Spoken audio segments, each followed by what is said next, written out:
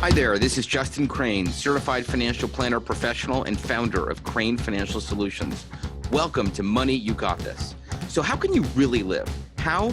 By uniting your business money, your personal money with your life and your business. Word up. Krane Financial is an SEC-registered investment advisor. However, such registration does not imply a certain level of skill or training, and no inference to the contrary should be made. A copy of our current written disclosure statement discussing our advisory services and fees is available upon request. Information contained herein is for informational and illustrative purposes only, and general in nature. It should not be considered specific financial planning or investment advice, or a recommendation to buy or sell any type of securities or other investment products. I'm coming right out with it. What's up, everybody? This is Justin Krane running the show, Money You Got This. This show is brought to you by Krane Financial Solutions. I'm Justin Krane. I have an invisible wine mic that's not plugged into anything, but I'm talking with it because I can. I am a certified financial planner professional, and I offer investment management services and act as a fractional CFO to dentists and business executives. I'm the author of the book, Money You Got This. It's time to merge your money with your life. You guys ready? All right, let's do this. I'm psyched you're listening to the show. I want to give you this free report. 3 things multimillionaires do to grow their wealth. Just go to coolmoneyshow.com to grab it. That's coolmoneyshow.com to grab it. Thanks. So today I got someone who's really, really good because she rocks. That's the name of her company, Front Office Rocks. Her name is Laura Hatch. Welcome to the show. How are you? Awesome. It's always good when we start with a bottle of wine. So of course. So why should we be listening to Laura? Well, you know that I work with a lot of dentists, and one of the biggest bottlenecks that dentists have is working with their staff, converting patients into paying patients, having patients show up, and all of that kind of stuff. And I've heard a lot of great things about Laura, and she's amazing. But let me give you like the normal bio, and then we can get into the cool stuff. So Laura witnessed firsthand what was missing from the front office of dental practices, which is pretty much training. And after 12 years, you were, I think, an office manager, and you were working with 2 fee-for-service scratch dental practices, and you wanted to bring this front office system to practices like the ones that you worked at. And then you started Front Office Rocks with Janelle, right? Yeah, Janelle actually, I started it, and then Janelle joined on about 1.5 years later to help do my live events. So, yeah. Oh, super cool. So you've written over 200 articles for dental publications and websites. Yes. I'm trying to write like 3. And you're a fellow you're a fellow of ADOM, American Association of Dental Office Managers, and you're an international speaker for dental authorities like ADOM, Patterson, Mid-Atlantic Dental, and you were recognized as one of the top 25 women in dentistry by DPR. Who is DPR? Dental something. Dental Product Reports. It's exactly right. So you know this, I don't. Well, so I should welcome. know I was in it, right? That's right, yeah. So welcome. I want to just first come out and say, I think what you're doing is great. I'm working with a lot of dental practices where they're looking at their practice from like a valuation standpoint. Mm-hmm. And one of the bottlenecks that I see is how they're working with staff and how much cash their business is generating, where their profits are at. Yeah. And it seems to me that a big opportunity is like the front of everything, which is their staff. So can you tell us a little bit about like the biggest mistake that you see the front office making when they're interfacing with patients and also working with the dentists? Sure. That's a big question there. A good one to start with, I guess. I think the biggest thing, it's not a specific thing. It's the concept that patients don't know whether we're a good dentist or not. They don't know if you did amazing dentistry. They don't know if the margin was, dead on. They don't know the shade match. They don't know how much extra CE you've gone to. They know how they feel when they're in the office. Mm-hmm. And I think the biggest disconnect is that the front office team and the team in general, but a lot of times the front office team doesn't realize what an impact they play with that experience, how much of an impact they have on the patient experience. Because we honestly, the front office, are the first and last impression for every experience the patient has in the office. So my main focus around the idea with Front Office Rocks was to not only try to teach the front office team members to realize how important customer experience is, because if we want case acceptance, if we want patients coming back, if we want them referring, they've got to love their experience in the office. And then also to get dentists to realize how important the front office team is. That's why I named it Front Office Rocks, because we're rock stars. And we need to realize it and be trained and do an amazing job. And then we need our doctors to realize how important, we are to the whole patient experience, and invest in us and train us and communicate with us and support us, because we really have a huge impact in the practice. So when you start, where's the low hanging fruit? Is it the dentist and being like, look, man, you got to get your stuff together. You got to work with your front office better. Or is it the front office? And would that be just the office manager, maybe another staff employee, maybe a hygienist, or someone who kind of does both? Where are you starting with this whole system that you've created? Ultimately, and I'm sure you find this too, it always starts with the leader.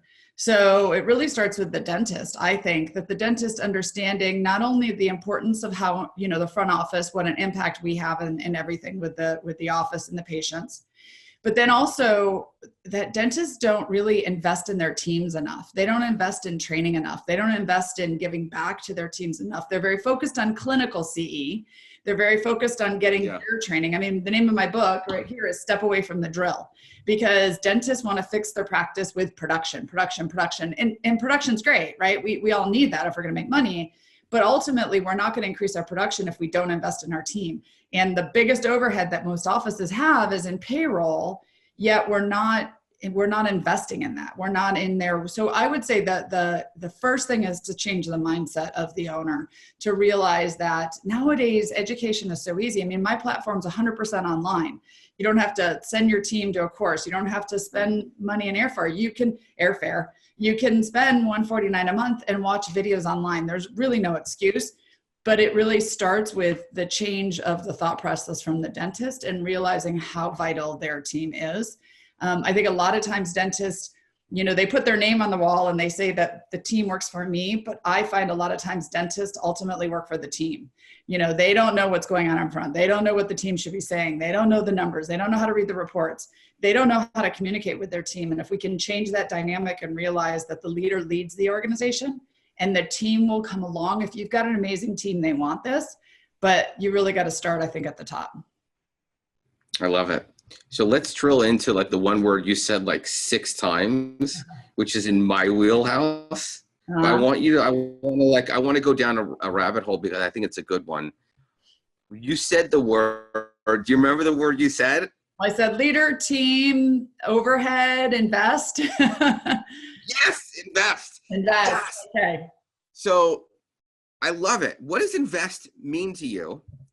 Let's start with that. When you hear that word, what does it signal to you? What should be going on? Well, there's 2 types, I would say. It's probably financially and emotionally. Financially in the sense that, you no offense to the dentist, but you have no problem spending $130,000 on a great piece of 3D CAD/CAM machine, but to send, your office manager to a course on Saturday and have to pay for them to go, it doesn't make sense to you. So first is the financial investment that it doesn't cost a lot anymore to get training. I mean, $149 online. There's just, when dentists call me and ask for a discount, I just want to laugh because I'm like, I can't help you, right? If you can't afford $149 a month, we have a bigger problem. So there's that investment, which again, dentists like the clinical stuff, the fun stuff, which is great, but it is going to cost a little bit of time, energy, and money to shut the office down for an hour and do a training, right? But then the other thing I think is investment in the team. And most dentists didn't learn in dental school how to manage, how to hire, how to communicate, how to have team meetings, how to have, run huddles. And so it's not their wheelhouse, it's not their skill. I know most dentists would rather be doing dentistry and sitting at their desk working on lab cases than go deal with patient or office drama or run a meeting. But there's an investment there. So you do have to invest in your team emotionally. If you want your team to go the extra mile for you, you need to show them, that you're going to go the extra mile for them. And a lot of it's just as easy as communicating, you did a good job today, great job with that patient that earlier or whatever. Sure. The team's going to get more motivated when they know you're paying attention to them and you value them.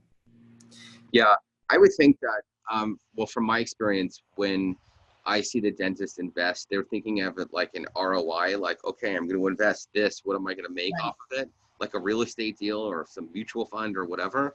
But this is a little bit different. You can't quite see it, and you have to have faith and know that you're doing it and that something will come out of it better. And ultimately, you could probably measure, new patients, or look at a KPI like case acceptance, or something having to do with profitability or something like that. But I think you're on to the word invest. I think it's great. And I think the quicker that the dentist can see the ROI, the better. But sometimes it doesn't happen right away. True. Right. Exactly. And like, what's the threshold? So when they start working with you, is it like 6 weeks where they begin to see some changes? Is it 3-4 months? Do you have an average? That's a hard question because every office culture is different. Every leader is different. I can tell you that there's an unknown secret society of front office people who think, just wait and the doctor's going to forget this idea and move on to the next one. I was speaking recently and I was talking about implementing something in the office, and an office manager said, well, we have the 9-day rule. And I said, well, what's the 9-day rule? She goes, well, we wait 9 days. And if he still talks about it, then we'll consider implementing it. So the issue is that I think you come back so many times with, I have this idea. I went to that course. I saw this podcast. I have these ideas, that you've got to stick with it. You've got to show, you've got to lead by example. And it really kind of depends on where you started. I mean, that's like trying to say, how long is it going to take to lose 10 pounds? It really depends on how bad your habits are, what we have to change, your metabolism, your culture, right? The one thing I can say though is you start to set goals, you start to communicate, you start to work with your team. You should start seeing the culture, the energy of the office improve. It's not always just about numbers initially. It's like, when you started in dental school and you got out and you open a practice and you're like, I'm going to rid the world of cavities and gum disease. I'm so excited to be a dentist. And now you wake up on Monday morning and you're like, oh, I have to go to work. That has nothing to do with dentistry. That has to do with insurance and patients and team and environment and the culture you've built. Yeah. That took years to probably get to where you are now. It's not going to change overnight. But we want to start seeing you like your job more. We want to start seeing your team smile more and you enjoy it more. So it's not like something that's going to fix overnight, but it is something worth starting to invest in if you want to start seeing improvement. And then on the back end, I'm sure 3 months, 6 months, 9 months, you're going to see patient retention improve. You're going to see more new patients. You're going to see a happier team. You're going to see less turnover. You're probably going to see physical changes in like stress, right? So it is something that's worth doing, but it's not going to change overnight. Yeah, I thought about like, if you were to value a dentist business, it's valued the normal way of like a multiple of like what their income is and some other adjustments. It's called EBITDA, but whatever. But if you added a valuation metric of like how well the front office is, it's just like if your front office scale of 0 to 10, 10 being highest, would give you an extra 2 times sales or whatever. I think that's interesting, but you can't quite measure that. But I know I see it. Like when I walk into my dentist, it's really interesting now that I work with dentists, I'm watching everything like a total observer. And one of the things I watch is like the communication between the dentist and the staff when I'm in the waiting room. Yeah. It's like, how are they treating one another? What's the staff doing? Are they goofing off? Or are they like, you know what I mean? Right. It's well, another world. My favorite is when dentists talk to me about, running the office better and more efficient and all that, but they don't go to their own morning huddle. They don't even go in the morning. So the team has to be there. The team has to talk about the day and the plans, and the dentist doesn't even show up for it, right? There's there is a red flag. You can't expect your team to do things that you're not willing to do. Yeah. So let's talk a little bit about the staff and people and your opinion on, like, is someone coachable, not coachable? Like, should they just not be working for the dentist if they like, because I see it all the time where the dentist is like, should I invest in this person? I don't know if they're the right fit. Then they bring in someone like you and they weren't really, the front office staff person wasn't really invested in it to begin with. So the dentist is feeling like they're throwing money and bringing you in to train someone who's just not a good fit to begin with. Right. So how do you deal with the right person in the right position who is then able to be coachable and benefit in working with you? Well, again, another huge question. I mean, I get that all the time. People say, hey, if I sign up for your website, can you fix my employee? I mean, it's a virtual training website. It's $149 a month. I can't fix people. I can train them. So there's a lot of history to that with regards to what have you done with this person thus far? Have you talked to them? Have you communicated with them? We have a big problem in our industry where we hold on to people way too long. You know, the person hasn't been good for years. Patients don't like the person. Other team members tiptoe around them. They cause trouble, yet the dentist is too afraid to fire them. So now they've been there 10 years and they have, you know, all of this establishment in the practice and all of that. So it's definitely something that it depends. It's employee specific. You know, I can't say if they smile, invest in them, and if they don't invest in them. Front Office Rocks has become a really good resource for dentists to test the openness of team members to learn and to grow. Because again, for the price that it is and for the amount of training, we have a lot of dentists who will bring in the training before they bring in a consultant. Because I'm not saying replace the consultant if you need that in your practice, but bring in some video training, test them out to say, hey, we want to try to look at doing things a new way. We want to try to learn from some other experts out there. And if you get somebody who, no, I know this way, we're not changing it, I know it all already. Yeah. Then it's an issue with that person and you're going to need to start talking to that person. But if you've got someone who's like, hey, I'm always willing to learn, right? There's new stuff out there that, you know, kind of start figuring out, is this person willing to grow and learn and change? And maybe you just haven't been managing them well, versus are they just, you know, putting their feet in the sand saying, I'm not moving. Well, then maybe you might have a personnel issue. Yeah. I'm curious, how are you growing and learning, running your company and trying to be better? Like, what are you doing for your own sense of like growth? That's awesome. That's a good question. Actually, I just watched an hour video last night on being a CEO of an organization. What is it? Entre Leadership is the group that I just went to a conference called Entre Leadership, and it was a 3-day conference. I've now signed up my management team to go, and we have online training videos. So I watched last night the 4 steps to the high, strategic metrics, and I'm trying to put that in place in my company, because when I started Front Office Rocks, I have a background in sales and management, but I've been in the dental industry since 2002. So I got really good in running a dental office. I got really good in the dental industry, but then I started Front Office Rocks as a hobby, and it's grown to a full-fledged business.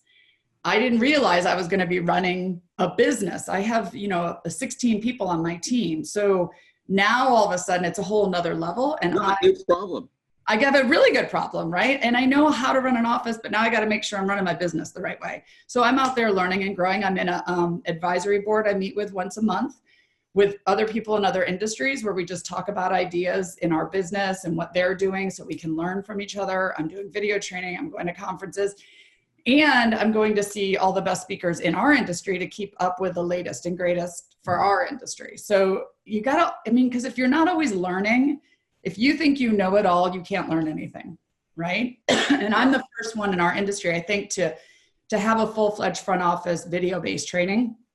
So I am the leader in this area in dentistry, but it's not rocket science. There's other people coming to do what I'm doing. So I've got to make sure I'm staying ahead. I'm seeing what the clients need, and I'm growing my business smart. So I'm doing the same thing dentists are doing. I'm trying to grow and learn along the way. That's cool. There's an element of what I do, which is called financial life planning. It's taking someone's life, their goals, and then merging their money in with it and putting their financial decisions in the context of their life.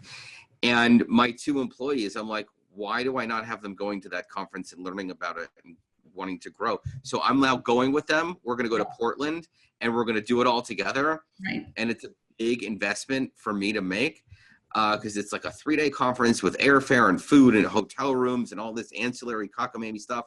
But I'm like, I got to do this for them. Right. I want it to be a great experience for them.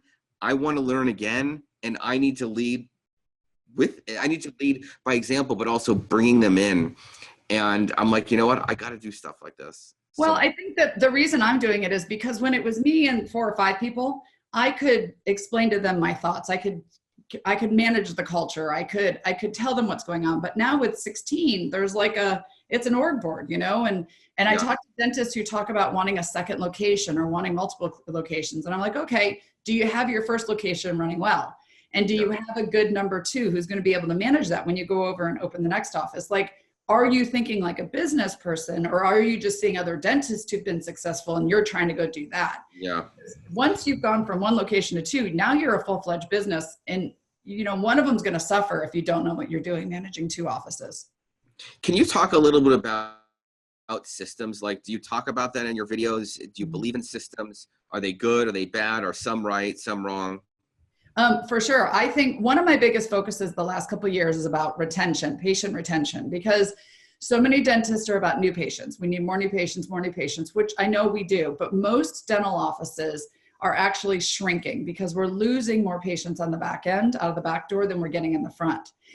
And so I'm really focused on that lately with offices. And I think there's two reasons that people are leaving, right? One is systems and one is customer service. So if we don't have good systems in place, like if we're not good at getting the patient to make their next appointment, if we're not good at case acceptance, if we're not good at reactivation, we're going to lose patients. They're going to disappear, and they're either going to not go to another office or go somewhere else. So that's the systems part of it. I definitely do believe in that. And then the second thing is customer service. And I don't think we've really focused on that as much before than in the last couple of years, but we are losing patients because they expect more when they come to your office.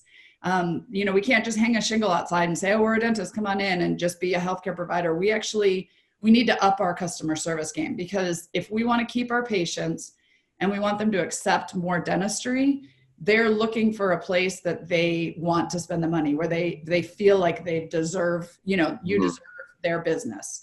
And so I think systems and customer service are the two areas that every dental office needs to really focus on and continually improve, because we get in bad habits. We go back to old ways. We get too focused on insurance or too busy, and then we start losing patients again.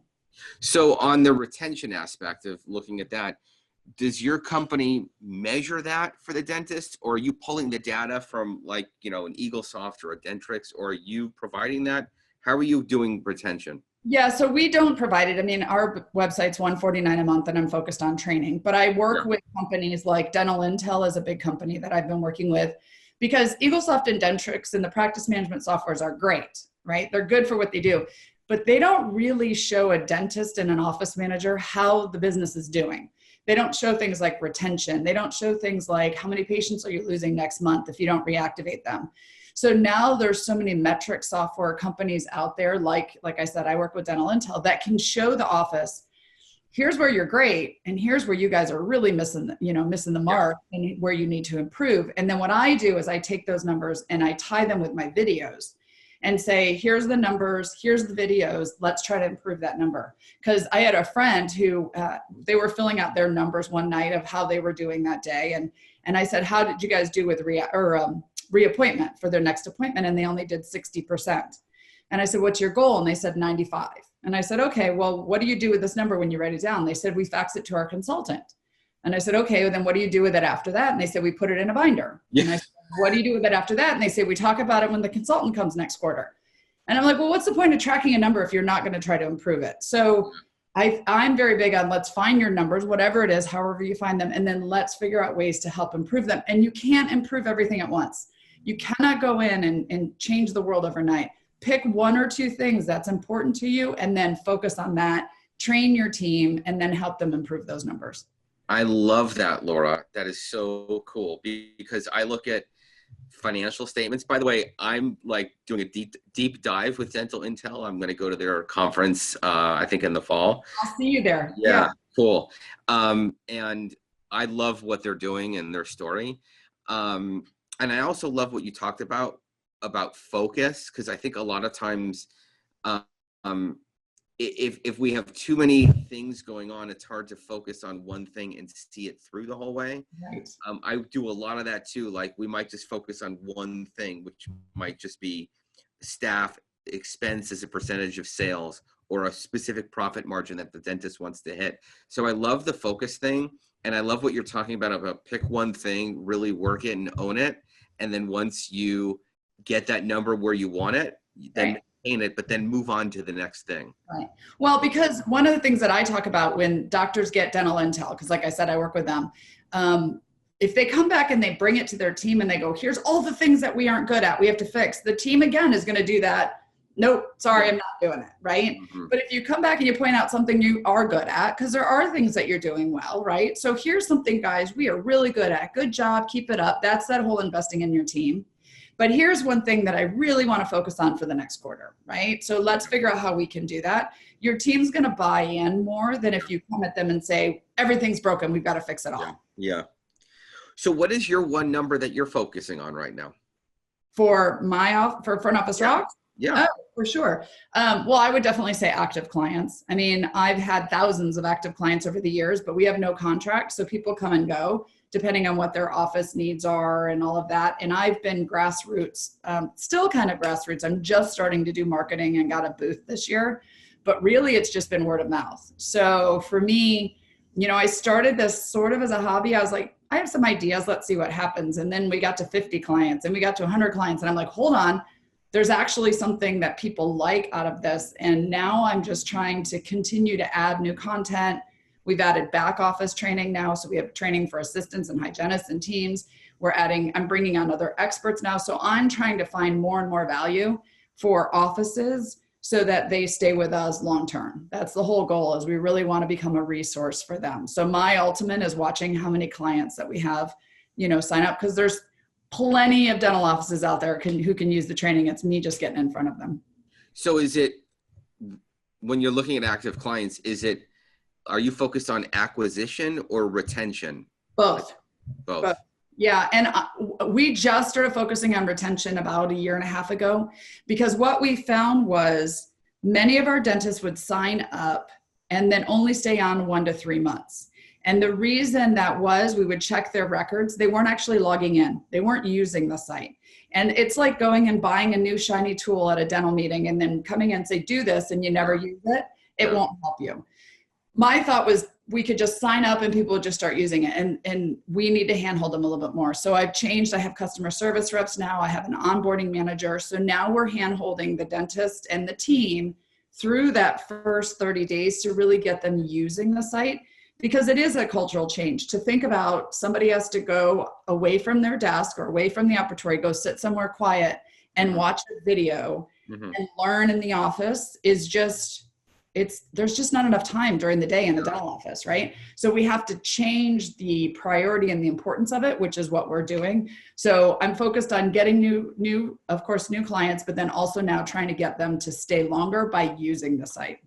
Yeah, it's implementation and consumption is always such a big thing. And I've worked with lots of clients in the SaaS model, and it's all about the attrition and the drop off and what month. And if they're not consuming it, how are they going to benefit in what you're teaching? Right. So I wanted to ask you this, because I did know that you're doing the software model.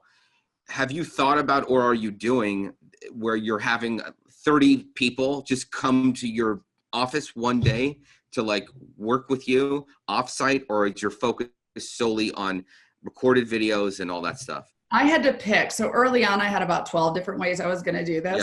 Yeah. And I had to pick. And so my focus is, like, I speak around the country. I speak at dental meetings. I have my own events. Ultimately, it's to go to the website. So everything I'm doing, I wrote a book. The idea is to get the doctors to go to the website. When I speak, I'm trying to get people to the website, because I know the website has the content that they need. And if they want, it sounds bad, but if they want more me, that's where you're going to go get it. My team is there to support. If I try to start doing more workshops, or like a lot of times I get asked to come in office, we'll pay you all this. It doesn't, I can only have one office at a time, and it doesn't really work for me. I'd rather help masses than focus on one, right? And so that's ultimately I just made the direction to say, this is it. It's online training, and that's where my focus is. You're so cool. I love it. Let's talk about both in your business, but also really for the dentist, the whole issue of scale. Because if you're doing the video thing, and the more people you bring in, the more it flows to the bottom line, you can really scale it up. And I know that once the dentists open multi-locations and they have their systems down, they can just scale it, because dentistry is a cash cow if you're running it the right way. Right. So what do you think about that word? And what do you think dentists need to do to scale and to really grow that way? I would say to scale, you already brought this up earlier, but having the right systems, you've got to have systems in place, because when you have, I've seen this happen. It's one dental office they're doing really well. Maybe there's two. Okay, we can manage that, but 3 or 4, now you get 3 or 4 doing different things. Nobody's following the same systems. Everybody's got a different culture. That's hard to scale that. So you need to have systems that all the practices are following. And you need to understand the idea of running a $1 million dental office versus a $7 million operation is completely different. I think also then it's hiring. You've got to be good at hiring. And again, that's kind of my next step in my phase of things, is to learn. I've got a book I'm writing right now about how to hire well, because you have that on your videos, hiring? I have hiring in my videos, and I'm writing a book. So it should be out next year. People, go to the videos, watch the hiring videos, please. I'm imploring you. Go right now. Hit pause and go. I haven't even given you a link, but find it anyways. Right. Well, because, all right, keep going. Again, so I've been in dentistry so long. I used to be married to a dentist, and so I spent lots of days and hours talking to dentists. And one of the things that I used to hear all the time was, in the front office, we've got to hire somebody with dental experience. And I kept saying, no, we don't, no, we don't, no, we don't. And they said, well, how do we train them? So first I started with Front Office Rocks, and I said, okay, here's your training videos. This is how you train them. And then they're like, well, we don't know how to communicate with them. We don't know what they're supposed to be doing and all that. So then I wrote the book, Step Away from the Drill. It's like, okay, here's your outline of how you communicate with your front office team. I've given you the videos. Here's how you talk to them. Here's the meetings you have. Now go work together. And so the next step of the process is, well, how do I hire the right people? Because I can't train not great people, right? If you go get me a good person, go get me someone who's a really go-getter and can troubleshoot and has the right attitude, these videos are going to teach them all that they need to know. And I have hundreds and hundreds of success stories of people who started with no dental, who now are running 2 and 3, offices because of the training they got from me. But I can't. That's cool. It's very cool. It's a lot of fun, but I can't fix people who aren't the right fit from the beginning, right? So I think to scale, and I'm the same. I mean, one thing you'd ask my team, if you ask any one of my team members, I'm super good at hiring and I'm fast at firing. So if you're not a fit, we know that within the first week. I'd rather have you go find some perfect fit for you and me not even really remember your name or your family information because you just weren't a fit, and keep people on that are a good fit for me. So it's a matter of hiring, I think, is the biggest successful action for that. That's cool.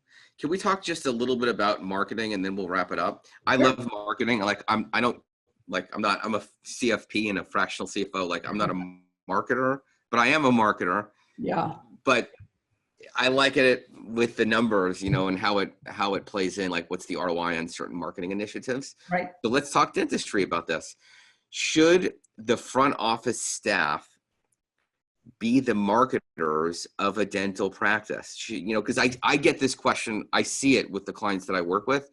These dentists are not sure if one of their front office staff should really do the marketing, or at least have the ability to put on the marketing hat. So let me give you an example. Let's say the dentist gets referrals from, or let's actually do it the other way. Let's say a specialist gets referrals from the dentist. Should the specialist front office staff do marketing and learn marketing so that they can reach out to the front office of a dentist and be like, hey, we'd love to do a lunch with you, or we'd like to do something like that? What role does marketing play with the front office? Okay, so I would say you want to employ companies or people who know marketing. Okay. So when it comes to, if you're talking about marketing, like building a website, doing Google ads, doing Facebook ads. No, not that. Then I wouldn't, right? No. When it comes to, I would say what you're saying is relationship building, and building, yes, if you have the right person, right? So I'm not going to take somebody who is impersonable, who's an introvert, who, I don't know, doesn't have good verbal skills, and then try to train them into a marketing person. I'm not going to do that. But I've got somebody who, and I've had this, I've had, somebody who's young and fresh and new and exciting, and she's all over social media and she's all excited about our practice and stuff. Yeah, maybe that's the right person to do it. You've got to make sure that you're careful with, this person needs to represent your brand.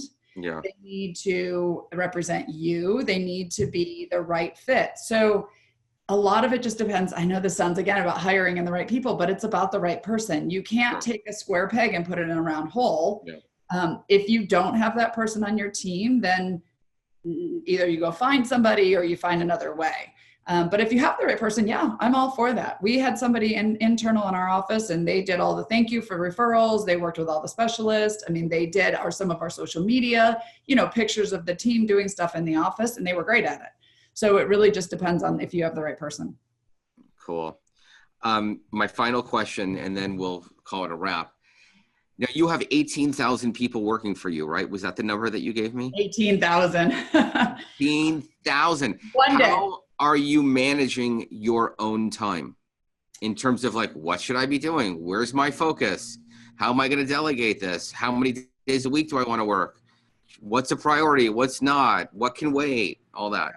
Well, again, I'm working on that too. Because when I started the business, it was me and that was it. And so for the longest time, as we grew, I wanted to be involved in everything, every little decision, every email, every communication. And then it's gotten to a point now where I can't do that anymore. So one of the reasons I actually did a live video at this Entre Leadership, and this isn't a big commercial for them. There's lots of companies that do this. But when I was there, I thought every dentist needs to come to a conference like this. Every dentist needs to learn how to be an executive leader, to be a C-level, in their business. Because my job, I actually changed my title after I went to that from CEO to CVO, because it was from Simon Sinek. And he said, how can you evaluate a chief executive officer? You can evaluate a marketing person, a financial person, you can evaluate their numbers, right? But an executive, how do you evaluate that? Where I'm the chief vision officer. So my job is to run the direction of this company. It's to think, what's next? What are we focused on? What do we need to be fixing? And if I get pulled into every little detail and get pulled away for every little question, I'm not going to have time to do that. So for a dentist, I think so many times you get pulled into, how can we save 5 cents on gloves? How can we, this tool broke, and how do we, there's got to be ways that you can train your team to make decisions or bucket your time so that you make the day-to-day operation decisions now, but on Friday mornings or first hour in the morning, you do your leadership stuff, you're running the business stuff, because otherwise you're never going to rise above and run the business. You're always going to be in the business, and it's going to be running you. And the next thing you know, you're close to retirement and you're still doing the same thing you did 20 years ago. More of the same equals more of the same. Right. Exactly. So where can people go to find out more information about you and your company? Frontofficerocks.com. It's all online. On the homepage, halfway down, there's some sample videos. You can live chat with any one of my team members. You can schedule a demo. We have a sales manager who will log in and show you around the site. Just go to the site. You can find anything that you need there. That is so cool. All right. Front Office Rocks, everybody. Laura, thank you so much for coming on. Thank you. You gave a lot of good information, and I know my people will get a lot out of it. Awesome. Well, thank you. I'm glad I was on. I appreciate the invitation. Have a question? Want to get in touch with us? Need some help and advice with your finances? Just go to coolmoneyshow.com and reach out to us. That's coolmoneyshow.com. Krane Financial Solutions is an SEC-registered investment advisor. However, such registration does not imply a certain level of skill or training, and no inference to the contrary should be made. A copy of our current written disclosure statement discussing our advisory services and fees is available upon request. Information contained herein is for informational and illustrative purposes only and general in nature. It should not be considered specific financial planning or investment advice, or a recommendation to buy or sell any type of securities or other investment products. No investment decision should be made based solely on any information provided herein. We do not provide legal, accounting, or tax services. We recommend that all investors seek out the services of competent professionals in any of the aforementioned areas. Certain information provided has been obtained from third-party sources that we believe reliable. However, it's not been independently verified and is not guaranteed.